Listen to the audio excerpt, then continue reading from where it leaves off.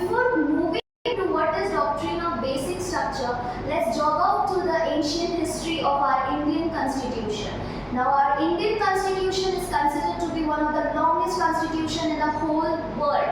It has already been amended by 106 times. Yes, you heard it right. 106 बार इसकी already amendment हो चुकी है. Now think about that time where government starts amending your fundamental rights. They start putting a ban on everything you have your rights on. What are you going to do about it?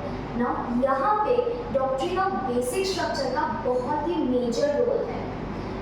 The Supreme Court has decided that the doctrine of basic structure cannot be amended.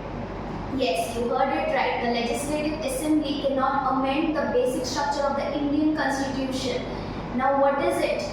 जैसे कि आपके fundamental rights for that matter, or the secularism, separation of powers, these cannot be amended by the Legislative Assembly.